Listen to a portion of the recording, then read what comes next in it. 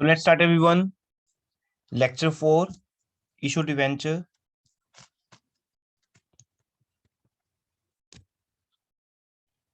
So last class में homework था आपका 31 to 36 issue debenture with terms of redemption. Yes बेटा, डाउट्स इनमें से कुछ क्वेश्चंस पे?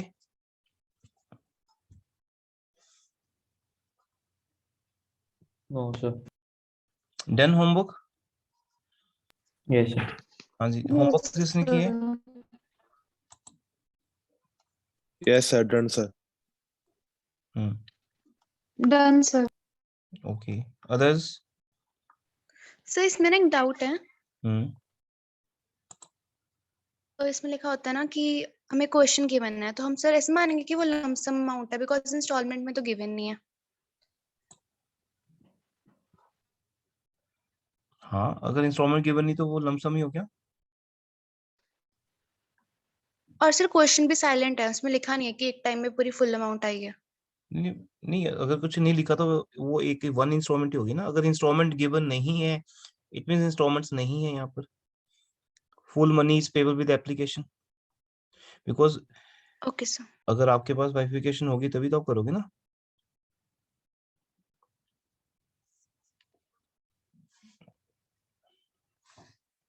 सर एक जनरल डाउट है सर थोड़ा सा. जब हम डिस्काउंट पे इशू करते हैं, प्रीमियम पे रिडीम करते हैं, तो हमारी एंट्री बनती है debenture application debit, loss on issue debit, discount debit to debenture capital, and जो प्रीमियम पर रिडेम्पशन आता है. तो जो डिबेंचर कैपिटल में होता है तो हम उसको फेस वैल्यू पे क्यों लेते हैं, उसको डिस्काउंटेड वैल्यू पे क्यों नहीं लेते? बेटा, डिवेंचर तो ऑलवेज फेस वैल्यू पे क्रिएट होता है, बिकॉज कंपनी के ऊपर जो लाइबिलिटी है वो सिर्फ डिवेंचर अमाउंट की बनती है. डिवेंचर को डिस्काउंट में सेल करना वो सिर्फ फंड रेज करने के लिए हमारा एक एक्सपेंस है, जिसे अर्लियर हम अदर एक्सपेंसेस कहते थे, बट क्योंकि अब वो फाइनेंस कॉस्ट का पार्ट बना दिया गया है as per the accounting standard 16, तो इसलिए बुक्स में भी अब उसको फाइनेंस कॉस्ट ही मानते हैं. तो अकाउंटिंग स्टैंडर्ड भी रिवाइज हो गया यहाँ पर. तो वो ये अब मानते हैं कि हमारे ये अदर एक्सपेंसेस नहीं है, हमने फंड रेज करने के लिए ये डिस्काउंट दिया है, तो ये हमारा एक एक्सपेंस है. उसका डिवेंचर की प्राइस पे कोई इफेक्ट नहीं आना चाहिए. जैसे मैंने पहले भी समझाया था कि अगर आपकी फीस 30,000 है, किसी ऑफर के अंडर आपको 5,000 का डिस्काउंट मिला है, तो वो आपका फायदा है या देने वाले के लिए नुकसान है. लेकिन आपको प्रोडक्ट तो 30,000 का ही मिलेगा ना, तभी तो डिस्काउंट का मीनिंग है. अगर मैं 100 का डिवेंचर 95 में दूं, बट आपको वैल्यू 100 ही मिले, सर्टिफिकेट आपको 100 का ही मिले, और आगे इंटरेस्ट भी 100 ही मिले, तभी तो आप बोलोगे ना कि आपको डिस्काउंट मिला है. और अगर मैंने आपसे 100 के अगेंस्ट 105 लिए हैं, तो वो मेरा गेन है. अगर मैं 105 लेके आपको 105 का ही डिवेंचर दूंगा तो फिर गेन कैसे हो गया? तो प्रीमियम और डिस्काउंट आपके लिए एक गेन और लॉस है. एक कैपिटल लॉस है जिसको हम डेबिट कर देते हैं डिस्काउंट को, और सिक्योरिटी प्रीमियम रिजर्व एक कैपिटल गेन है जिसे हम क्रेडिट कर देते हैं. डिवेंचर या शेयर्स ये अपनी हमेशा नॉमिनल वैल्यू या फेस वैल्यू पे ही होते हैं. ये एक लायबिलिटी शो करते हैं कंपनी के ऊपर कि कंपनी कितने के लिए लायबल है. कम लिया या एक्स्ट्रा लिया, वो हमारा लॉस और गेन है. ब्रांड वैल्यू के हिसाब से हम ज्यादा चार्ज कर सकते हैं, और फंड रेज जल्दी हो जाए तो हम डिस्काउंट दे सकते हैं.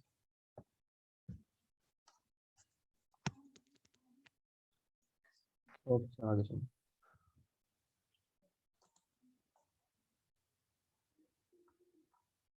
और कोई डाउट?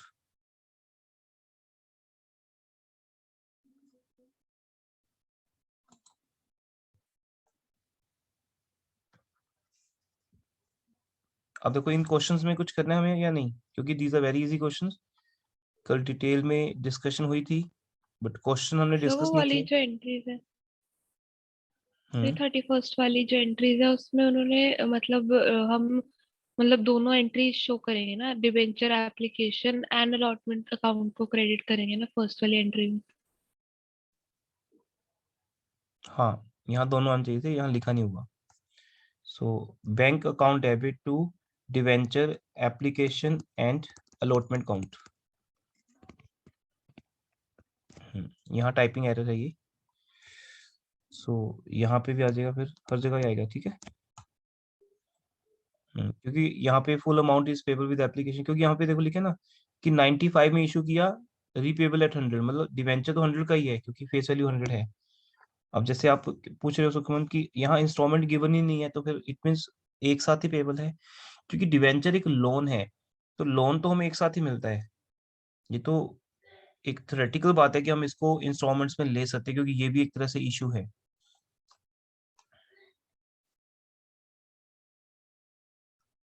बट इसको डिवेंचर कैपिटल कहते हैं, कैपिटल वर्ड यूज नहीं करना कभी भी आपने। और यहाँ पे एक डिवेंचर है बस, नंबर ऑफ डिवेंचर्स गिवन नहीं है, तो ऑटोमेटिकली हमें सिर्फ 195 105 के रिलेशनशिप को एक्सप्रेस करना है यहाँ पे, और कुछ नहीं है। Next,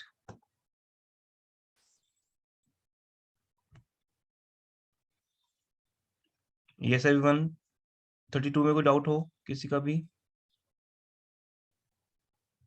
no sir.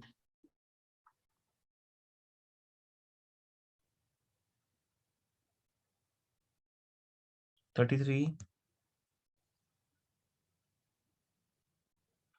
All questions are same.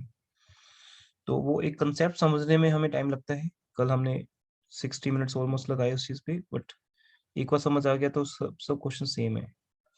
अब ये तो 10 इयर्स के क्वेश्चन है ना, अदरवाइज क्या होता है कि हर एक क्वेश्चन में एक नया पॉइंट आता है। जैसे हमने फर्स्ट 12 क्वेश्चंस किए थे, that are concept building questions ना, वहां कॉन्सेप्ट बिल्ड हो रहा है आपका, बिकॉज वहां हर एक क्वेश्चन में एक नया पॉइंट डाल रहा है एग्जामिनर।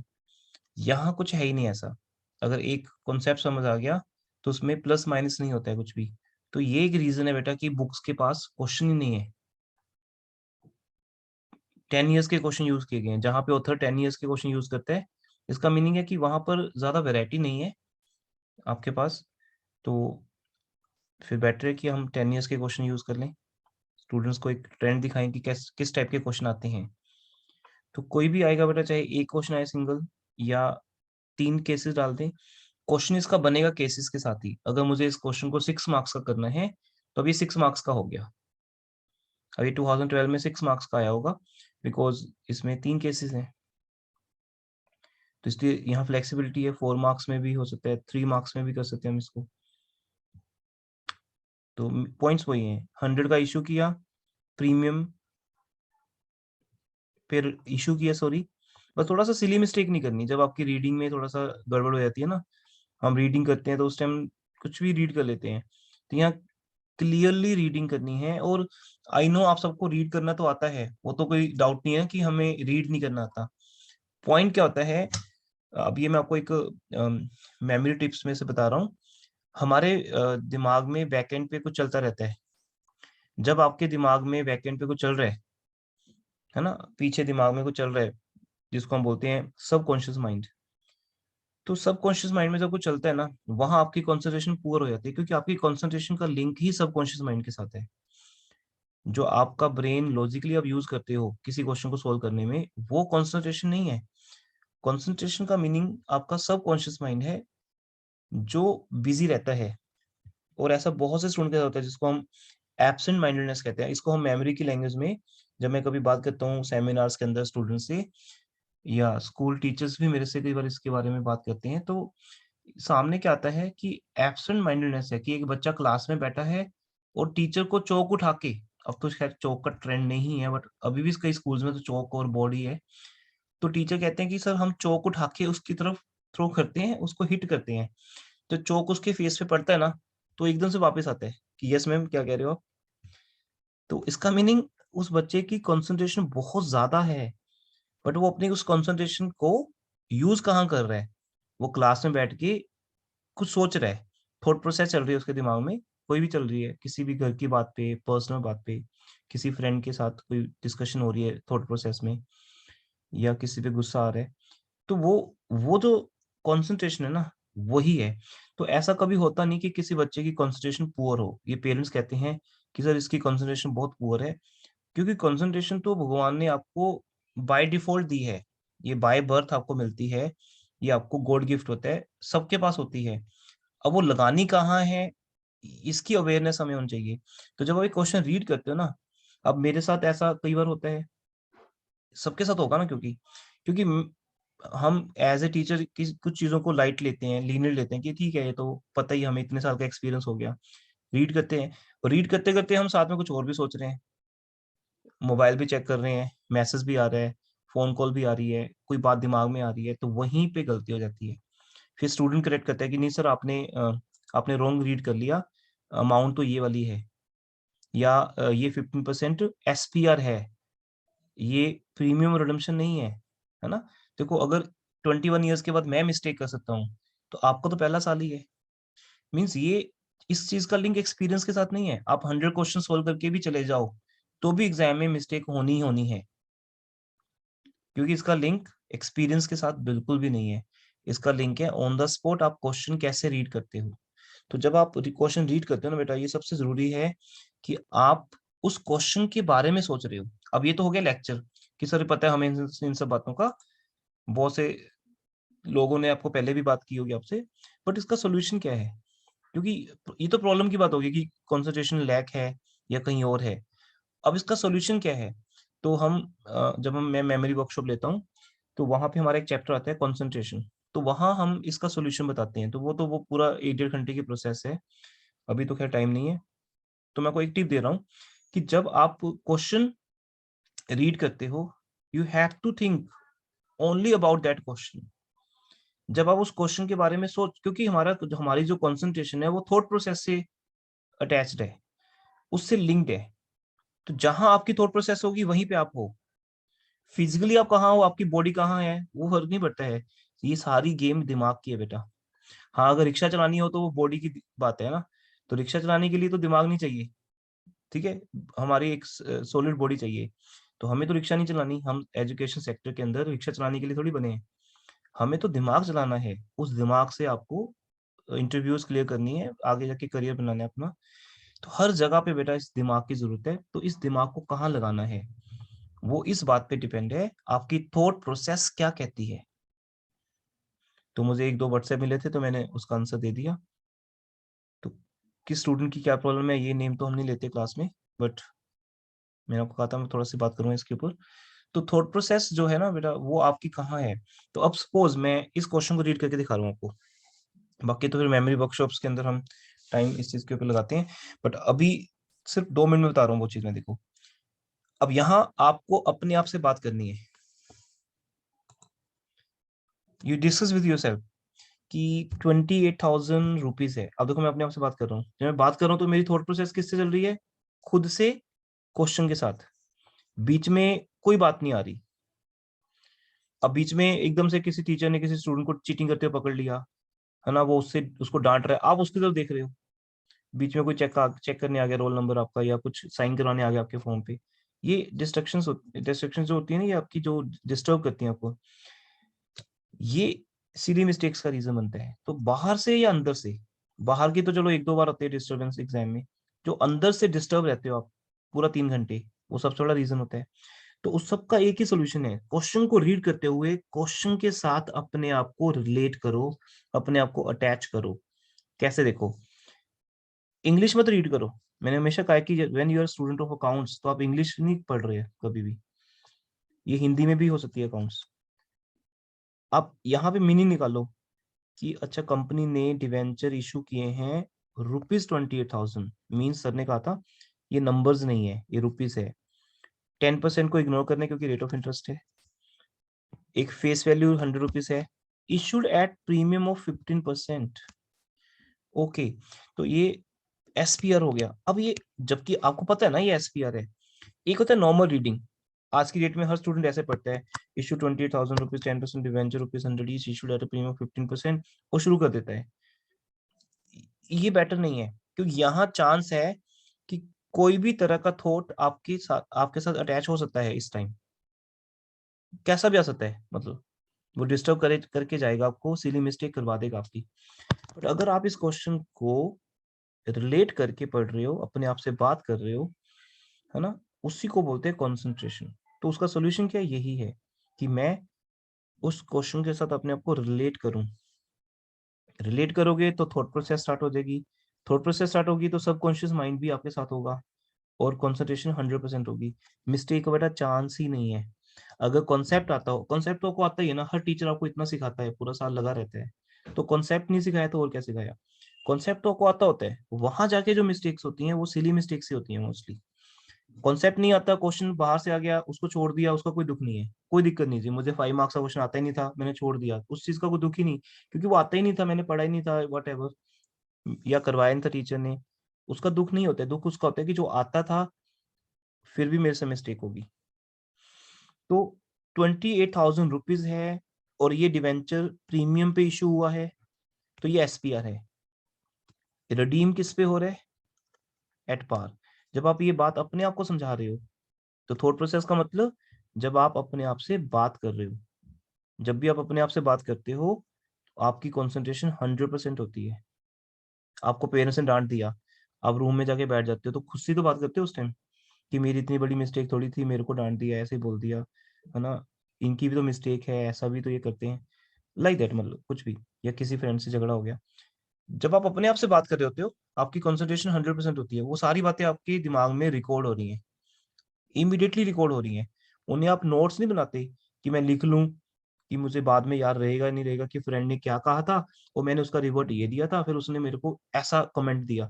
हम लिखते नहीं है ये सब बातें, हम सिर्फ सोचते हैं और हमें याद हो जाती हैं, और 20 ईयर्स के बाद भी आपको याद रहती हैं कि आपके फ्रेंड ने आपको एक ऐसी बात बोली थी जो आपको पिंच की, क्योंकि उस टाइम हम उस बात को अपने साथ रिलेट करके खुद से बात करते हुए फुली कॉन्सेंट्रेट होकर थॉट प्रोसेस में चले जाते हैं। अब ये चीज अगर स्टडी में की जाए तो बेटा हर चीज आपको याद भी हो जाएगी, वन टाइम में याद भी रहेगी, और एग्जाम में उसको एग्जीक्यूट भी कर पाओगे, और यही चीज आपको एग्जाम में यूज करनी है। ठीक है जी। तो ये उन स्टूडेंट्स की प्रॉब्लम थी जिनका मुझे मैसेज आया था व्हाट्सएप पे।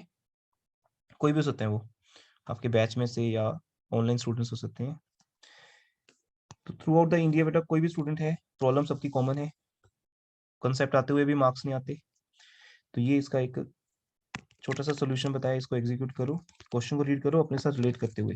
तो इट मींस ये क्वेश्चन में आता है। उसके बाद 30,000 डिवेंचर्स हैं, प्रीमियम पे इशू हुए हैं और रिडीमेबल एट 15% प्रीमियम। तो इसका मतलब पहले एसपीआर आएगा, वो एक नॉर्मल एंट्री है, मुझे 15% की लायबिलिटी क्रिएट करनी है लॉस के अगेंस्ट, वो एक अलग एंट्री है जिसको आप देख सकते हो यहाँ पे। अब यहाँ कहीं भी एप्लीकेशन अलॉटमेंट लिखा नहीं हुआ, ये एक्चुअली एंट्रीज को कॉपी किया हुआ है ना, एक बार एंट्री लिखी और उसको कॉपी करते गए तो वो मिस्टेक सब में आ गई। तो आप सबको पता है कि जब डिवेंचर हम इन वन गो इशू करते हैं, आपको एप्लीकेशन एंड अलॉटमेंट काउंट लिखना है, ये बात आपको समझनी है। ओके बेटा 1 मिनट होल्ड करेंगे।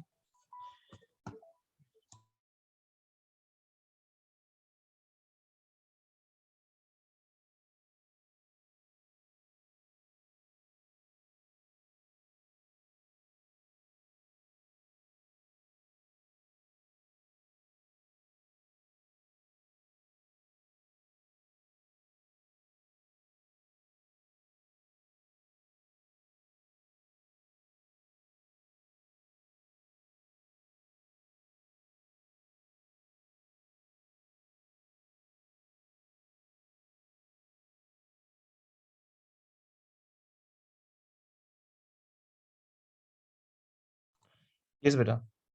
सो नेक्स्ट है, अब हम केस नंबर कौन सा कर रहे थे, यहाँ केस 2 कर रहे थे। डिवेंचर प्रीमियम पे इशू हुए और प्रीमियम पे रिडीमेबल है, तो बी केस यहाँ पर प्रीमियम पे इशू हुए, तो इट मीन इसके अंदर 3,000 का प्रीमियम है। राघव ज्वाइन कर लिया आपने?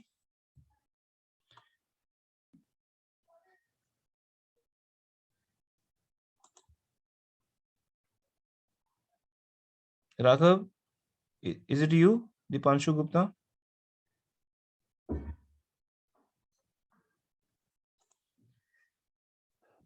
अब देखिए 30,000 फेस वैल्यू है, 3,000 का एसपीआर है और 33,000 आपके पास आए हैं। तो this is your general entry. जब आप इस तरीके से चलोगे तो कभी गलती होगी नहीं। एक्स्ट्रा चीजों को एक्स्ट्रा लेवल पे लेके जाओ कि अब मुझे 4,500 वापस करने का भी कमिटमेंट देना है, तो वो एक बार कमिटमेंट कर दी तो आपने कर दी, फिर आप उसको लायबिलिटी के तौर पे क्रिएट करोगे और उसे लॉस दिखाओगे। That is your commitment. अभी प्रेजेंट में कुछ भी नहीं हुआ है, आपने सिर्फ एक प्रॉमिस किया है, मैं ऐसा करूंगा, मैं आपको 15% एक्स्ट्रा वापस करूंगा। और ऐसा करने से प्रूडेंस बीच में क्रिएट हो जाता है। वो कहता है कि अगर तूने ऐसा बोल दिया तो बोल दिया, लॉस क्रिएट कर दो तुम यहाँ पे, सिंपल। ओके।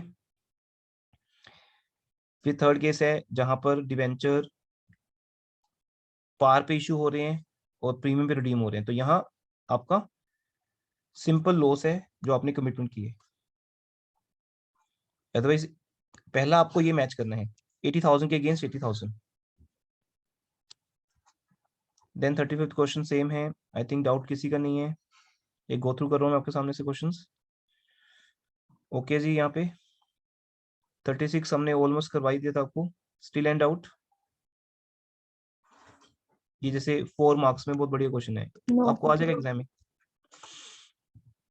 नोट कर लीजिए, आपको आ जाएगा एग्जाम में क्वेश्चन। ठीक है, so I think doubts are over.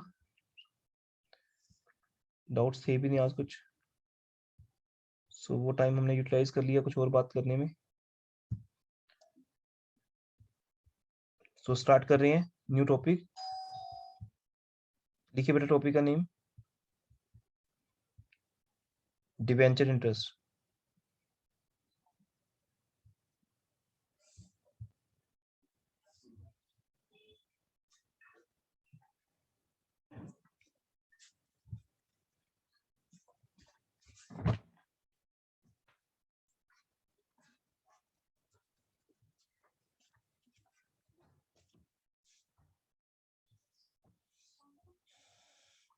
देखिए बेटा, डिवेंचर इंटरेस्ट की बात करते हैं यहाँ से।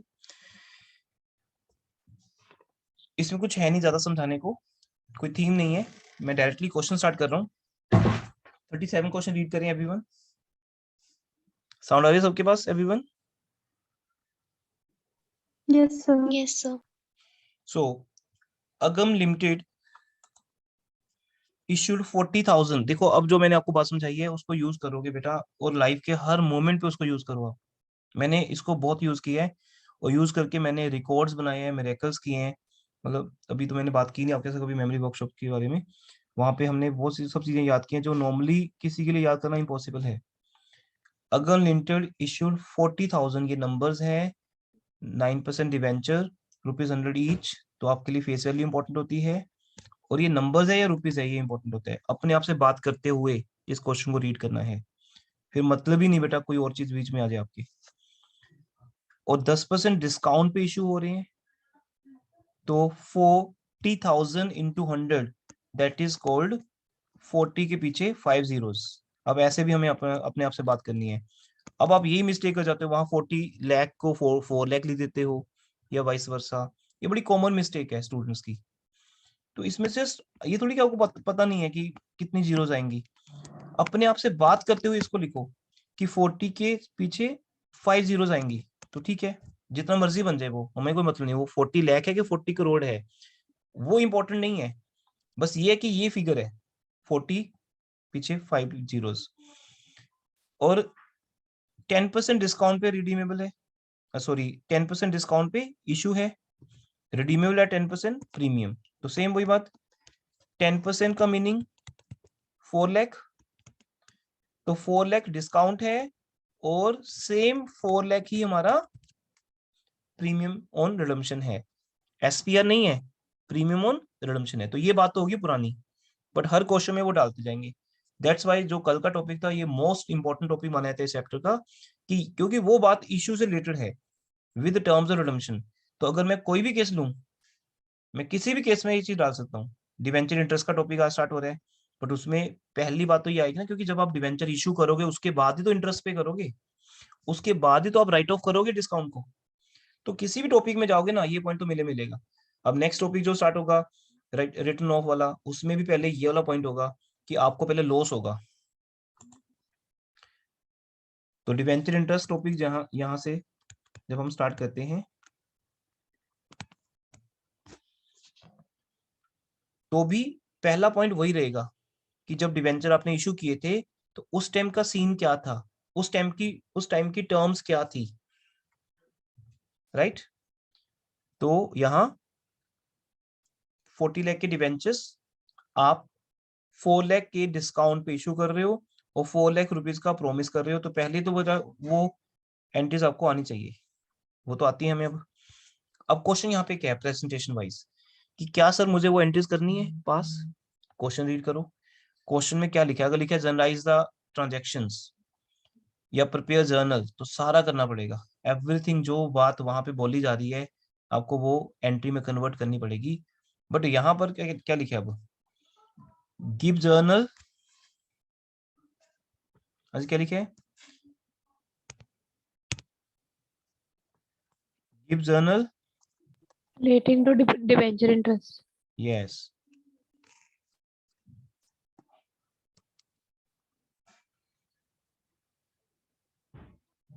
For the half year ended 31 मार्च 2019, इस बात का मीनिंग क्या है?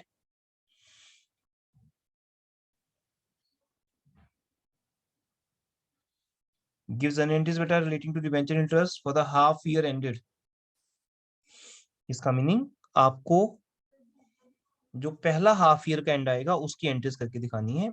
अब यहाँ एक पॉइंट है जो बेसिक पॉइंट है कि डिवेंचर इंटरेस्ट जब हम पे करते हैं तो वो क्वार्टरली, हाफ ईयरली या ईयरली कोई भी ऑप्शन हो सकती है। तो यहाँ पे क्या ऑप्शन है आपके पास? Half yearly. Half yearly, because ये इंटरेस्ट का मुद्दा है बेटा, तो इसके ऊपर मुझे ज्यादा डिस्कशन करनी नहीं, पहले कोई आपको सिखाना ही नहीं कि इंटरेस्ट क्या होता है। बाकी टॉपिक में तो पहले कितनी डिस्कशन होती है ना, जैसे कल का टॉपिक था 1 आवर डिस्कशन थी। ये तो इंटरेस्ट है, हम सबको पता है इंटरेस्ट चाहे किसी का भी हो वो इंटरेस्ट है और उसने डेबिट ही होना है, ठीक है। हाँ, कैलकुलेशन वाली बात हमेशा इंपॉर्टेंट होती है इंटरेस्ट के केस में, कि रेट ऑफ इंटरेस्ट क्या है, कितने मंथ्स का निकालना है, ये बात +1 से आप स्टार्ट कर चुके हो। तो अगर 40 लाख रुपीस के डिवेंचर्स हैं, अब यहां बात आएगी जिसको आज तक हमने इग्नोर किया। हाँ जी, क्या वर्ड है बेटा वो जिसको अभी तक आपने इग्नोर किया? 9% डिबेंचर। 9% डिवेंचर्स, यस, क्योंकि हमने आज तक इस 9% को यूज नहीं किया, सिर्फ इसको लिखा बस। डिवेंचर कैपिटल जहां क्रिएट होती है वहां लिखा 9% डिवेंचर्स, यूज अब करेंगे। तो बहुत इजी टॉपिक है आज का ये। तो अब हम 40 लाख का 9% करेंगे, तो जब आप 9% करोगे तो ऑब्वियसली पूरे साल का आ जाएगा, क्योंकि 9% अब ये कहीं लिखा नहीं होता, ये आपको याद रखना है कि ये जो रेट ऑफ इंटरेस्ट है ये पूरे 1 साल का है, ये 6 मंथ्स का नहीं है, ये 2 साल का नहीं है, ये फिक्स है बात बेटा पहले से स्टैंडर्ड, कि जो हम डिवेंचर्स का रेट ऑफ इंटरेस्ट फिक्स करेंगे तो ऑब्वियसली उनको हम 1 साल का बता रहे हैं कि आपको 9% 1 साल का मिलेगा। अगर हमको बोले कि आपको 20% इंटरेस्ट देंगे तो वो खुश हो जाएंगे डिवेंचर होल्डर्स की, वाओ ये तो आज तक कभी किसी कंपनी ने दिया नहीं 20%, फिर पीछे लगा दो but it is for 2 years, तो बात तो वही होगी। बोलेंगे फिर आप क्यों बोल रहे हो 20%, आप बोलो ना 10%, क्योंकि स्टैंडर्ड बात सबको एनुअली ही समझ आती है। अगर मैं आपको फीस बताऊं कि आपकी फीस 30,000 है तो आपको तो ये समझ आएगी ना कि 1 ईयर की बोल रहा हूँ, मैंने थोड़ी बोला कि मैं 2 साल की बता रहा हूँ आपको, या मैं 6 मंथ्स की बता रहा हूँ। आप सबको होता है ना कि आपकी फीस अकाउंट्स की 30,000 है, तो आप सबने क्या समझा कि ये पूरे साल की है, डजंट मैटर टर्म 1 टर्म 2, ये तो सीबीएसई का डिसीजन है। पर अब ये थोड़ी कि आपसे द्वारा फीस ली जाएगी टर्म 2 के लिए, आपने ऑलरेडी पे कर दी है, वो पूरे साल की थी। तो ये स्टैंडर्ड बात है, टीचर ना भी बोले कि जो फीस वो आपको बता रहे हैं वो पूरे साल की ले रहे हैं, फिर वो साल चाहे 15 मंथ्स का हो जाए या 9 मंथ्स का रह जाए, वो कोई फर्क नहीं पड़ता उससे, वो एक पूरे सेशन की फीस है। तो इसलिए बेटा 9% का मीनिंग याद रखना है सबको। मैंने आपके साथ एक पॉइंट को रिलेट कर दिया फीस को, ताकि आपको याद रहे कि 9% एनुअल रेट है, इसके ऊपर आपको 6 मंथ्स का इंटरेस्ट निकालना है, क्योंकि interest is payable half yearly. अगर ये ईयरली होता तो मैं 6/12 वाली कैलकुलेशन करते ही ना, सिंपल 40 लाख का 9% 3,60,000, ये बात हो जाती है हमारी। गॉट इट जी? चले आगे। अब हमें 6 मंथ्स का निकालना है, क्योंकि इंटरेस्ट हाफ ईयरली पेबल है 30 सितंबर को और 31 मार्च को, बिकॉज हमारी अकाउंटिंग क्या है, फाइनेंशियल ईयर बेसिस है, अप्रैल टू मार्च। तो अप्रैल टू मार्च को ही डिवाइड किया जाता है 2 पार्ट्स में, सितंबर एंड मार्च, जबकि ये जरूरी नहीं है, क्योंकि डिवेंचर के 6 मंथ्स कब कंप्लीट होंगे? हाँ जी, ये बात अभी एक इंपॉर्टेंट सामने आएगी। अगर मान लो मैंने डिवेंचर इशू किया 1 जनवरी 2020 को, तो उसके 6 मंथ्स कब कंप्लीट होंगे? आंसर दीजिए।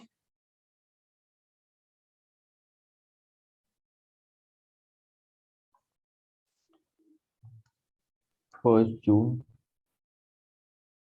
1 जून को नहीं, 30 जून। 30 जून। तो इट मीन्स अब यहां से मेरी जो 2 डेट्स बन जाएंगी वो 30 जून और 31 दिसंबर। तो interest is payable on June and December. तो ये एक अलग केस है, हम अलग से करेंगे इसको। आपके माइंड में एक बार डाल दिया मैंने कि कुछ भी पॉसिबल है, क्योंकि जिस दिन डिवेंचर इशू किए उस दिन से उसका मीटर स्टार्ट होना है। जैसे आपने ऑटो पकड़ा, टैक्सी पकड़ी, तो टैक्सी का जो मीटर है वो वहां से स्टार्ट होना है जहां से आप पकड़ोगे।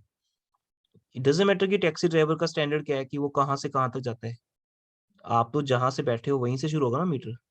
तो बड़ी सिंपल सी बात है, अगर डिवेंचर 1 जनवरी को स्टार्ट हुए तो इंटरेस्ट का मीटर है ना, डिवेंचर तो प्रिंसिपल अमाउंट है, हमें तो पे उसके लिए जो रेकरिंग एक्सपेंस है, हमारा रेवेन्यू एक्सपेंस है, वो देने हमने इंटरेस्ट। तो हमें इंटरेस्ट का जो मीटर स्टार्ट करना है वो स्टार्ट करना है 1 जनवरी से। तो जनवरी टू जून 6 मंथ्स हो गए, फिर जुलाई टू दिसंबर 6 मंथ्स हो गए। तो इंटरेस्ट इन डेट्स पे पे किया जाएगा। अब यहाँ डिवेंचर कब इशू हुए हैं? अब देखो, issue date is always important. कब इशू है डिवेंचर्स?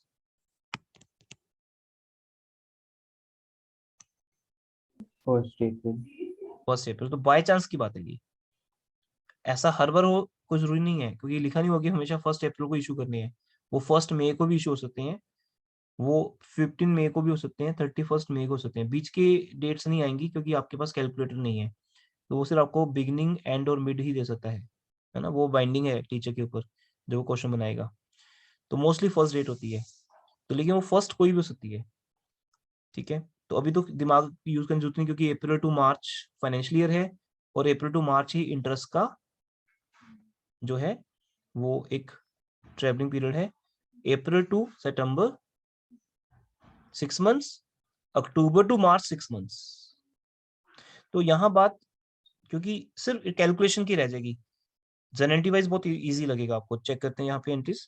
पहली एंट्री बेटा, इंटरेस्ट को कैलकुलेट करना मेन इशू है यहाँ पर, तो वो गलत मत करना, मैं बार बार बोल रहा हूँ। 40 लाख का 9% 6 मंथ्स, दैट इज 180। अब आप 1,80,000 को देखो। हाँ जी, पहली एंट्री क्या बनी यहाँ पर 1,80,000 की? जैसे नॉर्मली हम बनाते हैं, debenture holders account debit to bank, sorry, debenture interest account debit to bank. अब यहाँ डिवेंचर इंटरेस्ट डेबिट हुआ है एज ए एक्सपेंस। कौन सा एक्सपेंस है ये, कहाँ जाएगा? Finance cost. P&L। हाँ जी, तो आप बोलोगे सर ये प्रॉफिट एंड लॉस अकाउंट में जाएगा। ये हमारे बिजनेस का नॉन ऑपरेटिंग एक्सपेंस है, ये हमारे बिजनेस की ऑपरेटिंग कॉस्ट नहीं है। बिकॉज बिजनेस को चलाने के लिए लोन लिया गया है, लेकिन बिजनेस को चलाने के लिए जो चीजें करते हैं हम, ये उसका पार्ट नहीं है। सिर्फ पैसा लिया गया, उसका इंटरेस्ट दे रहे हैं हम डायरेक्टली। ये बिजनेस के ऊपर ट्रेडिंग में यूज नहीं हो रहा ये पॉइंट। जो मेरा बिजनेस का ट्रेड है, सपोज आई एम टीचर, तो टीच करने के लिए मुझे मार्कर चाहिए, बुक्स चाहिए, नोट चाहिए, प्रिंटिंग स्टेशनरी चाहिए, रेंट, इलेक्ट्रिसिटी, इंटरनेट, ये सब चीजें मेरी ऑपरेटिंग है, क्योंकि इनके बिना मैं टीच नहीं कर सकता आपको। बट इंस्टीट्यूट पे जो पैसा लगा है वो मेरा लगा है या बैंक का लगा है, ये एक अलग बात होगी। बिजनेस से रिलेटेड है बट इनडायरेक्टली, जिसको हम बोलते हैं नॉन ऑपरेटिंग। क्योंकि इसके बाद जब हम कैश फ्लो चैप्टर पे पहुंचेंगे तो वहां जाके ये बात बहुत इंपॉर्टेंट हो जाएगी, और वो चैप्टर आपको एक्चुअली नॉलेज देगा। कैश फ्लो चैप्टर आपके सब चीजों को क्लियर कर देगा जो आज तक आपको हम लोग क्लियर नहीं कर पाए। ठीक है, चाहे वो फाइनल अकाउंट्स हो या कोई भी चैप्टर हो, वो बताएगा आपको कि ऑपरेटिंग और नॉन ऑपरेटिंग होता क्या एक्चुअली। तो ये आपके लिए एक नॉन ऑपरेटिंग एक्सपेंस है जिसे हम फाइनेंस कॉस्ट मानते हैं। ये प्रॉफिट एंड लॉस अकाउंट में जाएगा। फाइनेंस कॉस्ट का जो हेडिंग होता है उसके अंदर हम इसको शो करेंगे डिवेंचर इंटरेस्ट। ठीक है, आपके पास अवेयरनेस तो है ही है, वॉल्यूम 3 में जब हमने बात की थी। तो 1,80,000 यहाँ डेबिट हो जाएगा, लेकिन कभी भी डायरेक्टली पे नहीं होता। कंपनीज का रूल आर्मी रूल होता है बेटा, पहले वो ड्यू करते हैं, है ना, करेगा कर ऐसे बोलते हैं ना, वो पहले ऑर्डर देते हैं फिर उसको फॉलो किया जाता है, डायरेक्टली नहीं किया जाता, है ना। पहले एक कमांडिंग ऑफिसर ऑर्डर करता है कि ऐसे करेंगे, तो फिर वो करते हैं, सल्यूट किया गया बाद में। तो आर्मी रूल जैसे होता है ना, वैसे ही कंपनी का रूल है, कंपनी कभी भी डायरेक्टली पे नहीं करती, वो पहले ड्यू करती है, चाहे पैसा लेना हो, debenture allotment, debit to debenture, फिर पैसा अलॉटमेंट का आएगा, तो ड्यू किया जाता है। वो एप्लीकेशन बनने के टाइम अलग बात है, एक्सेप्शनल की पैसा पहले लेना पड़ता है, वो तो एक एक्सेप्शनल पॉइंट हो गया। तो डिवेंचर इंटरेस्ट पहले ड्यू करना है बेटा आपने, कभी डायरेक्टली पे नहीं करना। किसको पे करना है हमने?